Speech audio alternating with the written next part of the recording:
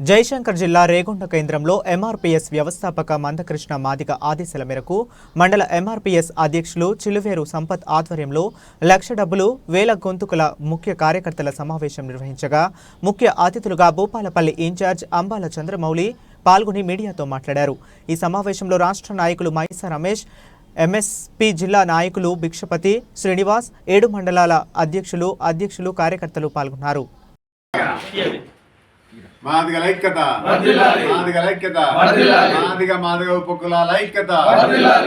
మాదిగ ఉపకులాల ఐక్యత, సాధిస్తాం। జయశంకర్ జిల్లా భూపాలపల్లి కాన్స్టిట్యున్సీ ఎంఆర్పీఎస్ అనుబంధ సంఘాల మీటింగు రేగొండ మండల కేంద్రంలో జరిగింది। దాని ఉద్దేశం ఏంది అని అంటే ఫిబ్రవరి 7వ తారీఖు జరిగేటువంటి లక్ష డప్పులు 1000 గొంతుకల సభను విజయవంతం చేయడం కోసం సన్నాహక సదస్సుగా భావిస్తూ ఉన్నాం। దీనిలో 7 మండలాలకు సంబంధించిన మండల అధ్యక్షులు, సీనియర్ నాయకులు, దీనికి సపోర్ట్ చేస్తున్నటువంటి వర్గీకరణకు సపోర్ట్ చేస్తున్నటువంటి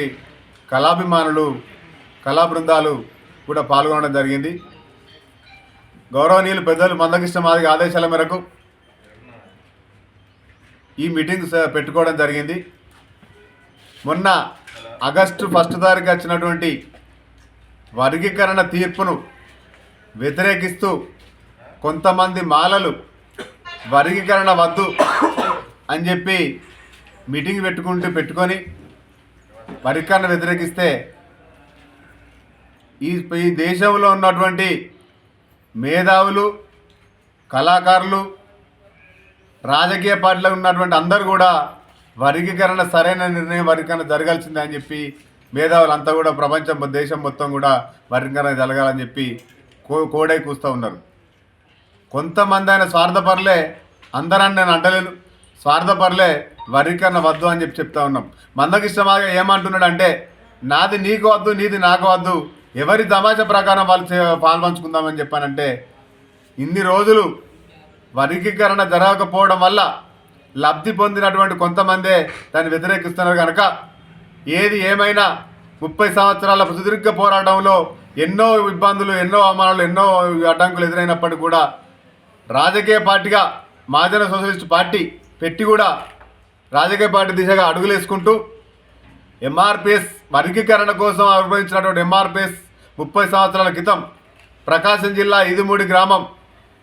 జూలై 7, 1994లో ఆవిర్భవించి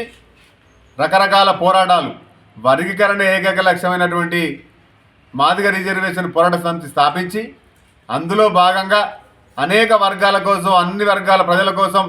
ఎక్కడైతే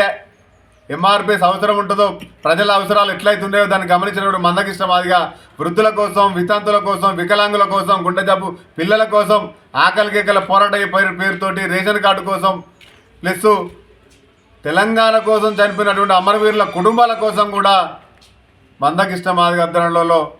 రకరకాల పోరాటాలు చేసి వృద్ధుల, వితంతులకు పింఛను పెరగాలని చెప్పి పోరాటం చేసి సాధించడం జరిగింది। వికలాంగులకు పింఛను పెరగాలని చెప్పి పోరాటం చేసి సాధించుకోవడం జరిగింది। గుండె జబ్బు పిల్లల కోసం ధర్నా రాస్తారోకలు చేసి హైదరాబాద్ను దిగ్బంధిస్తే అప్పుడున్నటువంటి రాజశేఖర రెడ్డి స్వయాన ఒక్కరు ఏమంటే చేయనటువంటి రాజశేఖర రెడ్డి టోటల్ ఉమ్మడి ఆంధ్రప్రదేశ్ ఉన్నటువంటి గుండె జబ్బు పిల్లలకు సంబంధించి మొత్తం కూడా ప్రియాపరేషన్ చేస్తా అని చెప్పి చెప్పినటువంటి విషయమే నిండు శాసనసభలో అదే రాజశేఖర రెడ్డి గారు మేము అధికారంలోకి వచ్చినాక మందకృష్ణ మాదిగ పెద్ద పోరాటం చేస్తే